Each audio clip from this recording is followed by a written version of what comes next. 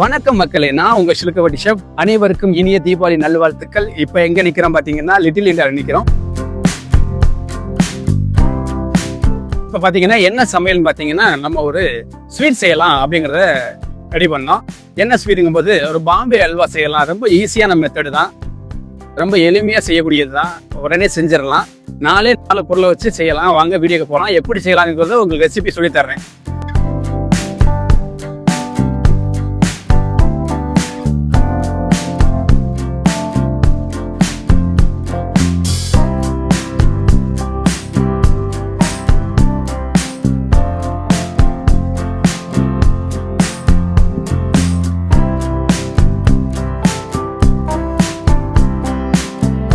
பாம்பே அல்வாவுக்கு தேவையான மாவையும் தண்ணி நம்ம கரைச்சி வச்சுக்கிறணும். 1 கப்பு மாவுக்கு 3 கப்பு தண்ணி ஊற்றணும். இப்போ நான் 2 கப்பு எடுத்திருக்கேன். ஸோ 6 கப்பு தண்ணி ஊற்றணும். கார்ன்ஃப்ளவர் மாவு,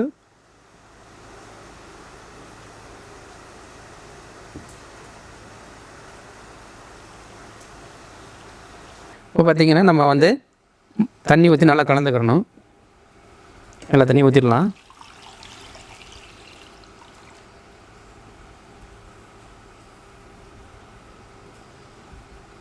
இப்போ பார்த்தீங்கன்னா நம்ம பாத்திரம் காஞ்ச பிறகு 250 நெய், 250 கார்ன் ஆயில், நெய் ரெண்டும் சேர்த்து 250 பத்தலைன்னா கொஞ்சம் கூட ஊற்றிக்கணுங்க. ஏன்னா அல்வாவுக்கு நல்ல நெய்யும் எண்ணெயும் கொஞ்சம் கூட இருக்கணும். நெய் ஊற்றியாச்சு. எண்ணெய் ஊற்றிக்குங்க. எண்ணெய் ஊற்றிட்டு காய்ச்சிட்டு இதில் பாதியை சமைக்கும் போது யூஸ் பண்ணுங்க, பாதி அல்வா கிண்டும் போது யூஸ் பண்ணணும். இப்போ பார்த்தீங்கன்னா நம்ம எண்ணெயும் நெய்யும் காஞ்சிருச்சு. இதில் அதுக்கு முன்னாடி முந்திரியை இளம்பதமாக வறுத்து எடுத்துக்கிடுவோம். ஒரு பொன்னிறத்தில் வறுத்து எடுத்துட்டு அந்த எண்ணெய் பாதியை நீங்கள் பால் எடுத்து ஊற்றணும். கார்ன்ஃப்ளவர் பாதி கிண்டி வரும்போது திரண்டு வரும்போது ஊற்றணும். அப்போ தான் அந்த அல்வா மாதிரி திரண்டு உங்களுக்கு வரும். பார்த்தீங்கன்னா இப்போ நமக்கு இந்த முந்திரி நல்லா கலர் மாறுது. அப்படியே அரிச்சு எடுத்துக்கலாம்.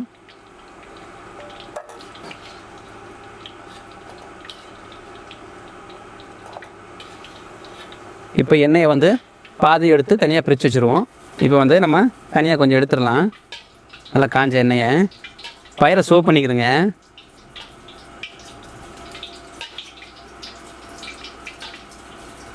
இதில் கொஞ்சம் இருந்தால் போதும். நம்ம கிண்டும் போது மட்டும் அதிகமாக இருந்தால் நல்லாயிருக்கும். ஆயில் இதில் ரொம்ப இருக்க வேணாம். இப்போ பார்த்தீங்கன்னா ஸ்லோ ஃபயரில் ஊற்றுங்க. ஃபயர் ரொம்ப வச்சுட்டு ஊற்றிடாதீங்க, நெருப்பு பிடிச்சிரும். ஸ்லோ ஃபயரில் வச்சுட்டு பாலை ஊற்றுங்க.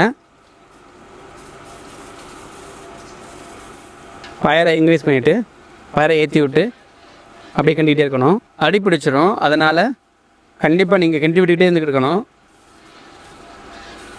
இந்த கிண்டிக்கிட்டு இருக்கும்போது அதுக்கு முன்னாடி நம்ம kesari powder, colour powder, red colour powder இந்த மாதிரி ஒரு டப்பாவில் தண்ணி விட்டு கொஞ்சம் கரைச்சி வச்சுக்கிறோங்க. கெட்டியாகும்போது அதை ஊற்றணும். இப்போ பார்த்தீங்கன்னா லைட்டாக கட்டி வைக்கும். அப்போ நம்ம சீனியை போட்டுடலாம், சுகரை.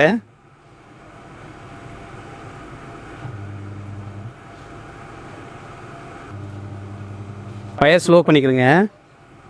இந்த மாதிரி நான்ஸ்டிக்கில் பண்ணால் கூட ஓகே தான், உங்களுக்கு அடி பிடிக்காது. நார்மல் பாத்திரம் இருந்தாலும் ஓகே தான். நான்ஸ்டிக்கில் பண்ணால் இன்னும் அடி பிடிக்காது, நல்லா திரண்டு வரும் உங்களுக்கு.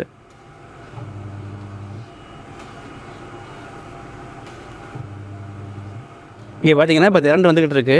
இப்போ நம்ம இந்த இடத்துல கலர் போட்டுடலாம்.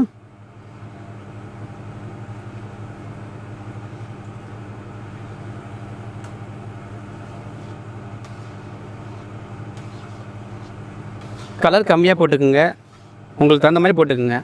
நான் கம்மியாக தான் போட்டிருக்கேன். கலர் சும்மா ஒரு பார்வைக்கு தான், மற்றபடி ஒன்றும் இல்லை. ஸோ நீங்கள் கம்மி பண்ணிக்கலாம். ஸ்லோ ஃபயரில் வச்சு கிண்டிகிட்டே இருக்கலாம். ஏன்னா அடி பிடிக்கக்கூடாது, கவனமாக கிண்டுங்க. நான் 2 கப்பு மாவு போட்டிருக்கேன், அதனால் எனக்கு அல்வா நிறையா கிடச்சிச்சு. நீங்கள் 1 கப்பு மாவு போட்டாவே உங்களுக்கு 1/4 கிலோ மாவுலேயே நீங்கள் அழகாக ஒரு தேவையான அளவுக்கு குடும்பத்துக்கு தேவையானதை செய்யலாம்.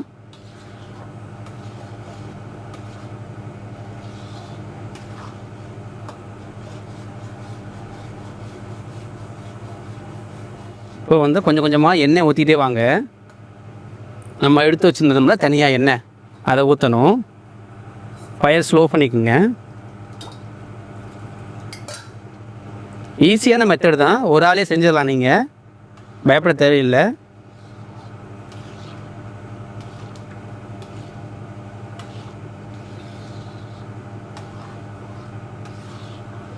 இப்போ பார்த்தீங்கன்னா நமக்கு நல்லா திரண்டு வருது. கிண்டிக்கிட்டே இருங்க. கண்ணாடி பதத்தில் வந்துடும். அப்போ இந்த முந்திரியை போட்டுடலாம். ஸ்லோ ஃபயரில் வச்சுக்கோங்க, குக் பண்ணுங்க.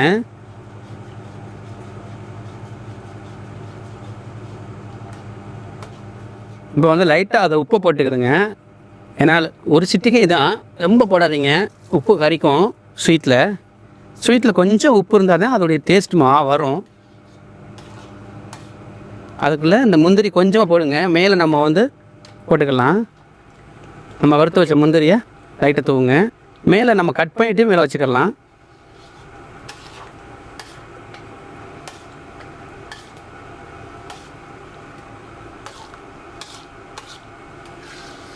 நமக்கு நிறைய அல்வா நிறையா வந்ததுனால நமக்கு பாத்திரம் சின்ன பாத்திரம் கிடைக்கல. அதனால் உங்களுக்கு வந்து இதே பாத்திரம் பெருசாக இருந்தால் நல்லாயிருக்கும் கிண்டுறதுக்கு. நீங்கள் அரை கிலோ போடுறது அதிகம் இவ்வளோ வரும். அதனால் 1/4 கிலோ போடலாம் வீட்டில் போடுறவங்க. ஸ்லோ ஃபயரில் வச்சு நல்லா கிண்டுங்க. கிண்ட உங்களுக்கு கண்ணாடி பழத்தில் இப்படி வரும். நல்லா கிண்ட டைட் ஆயிரும். அதுக்கப்புறம் நம்ம கட் பண்ண பிறகு நல்ல ஒரு கேக் வடிவத்தில் வரும். அதுக்கு முன்னாடி ஒரு பாத்திரத்தில் ஒரு பிளேட்டில் நீங்கள் எண்ணெயோ அல்லது நெய்யோ தடவி வச்சுக்கிறோங்க. இதை மாற்றுறதுக்கு நான் மாற்றும் போது உங்களுக்கு வீடியோவில் காமிக்கிறேன்.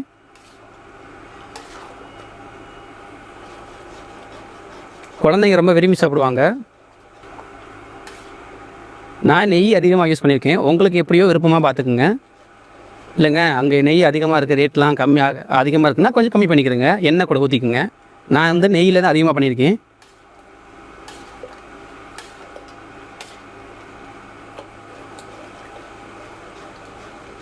இப்போ வந்து ஏலக்காய் வந்து நம்ம ஜீனி போட்டு அரைச்சி பவுடர் பண்ணி வச்சுக்குவோம். மேலாப்பில் போட்டுடலாம் கடைசி ஃபைனலில். நல்லா கிண்டி விட்டுக்குங்க. ஏலக்காய் வந்து கடைசியாக போடுங்க, அப்போ தான் நல்லா வாசமாக இருக்கும். ஜீனி கூட அரைச்சி பவுடர் ஆக்கி வச்சுக்கோங்க.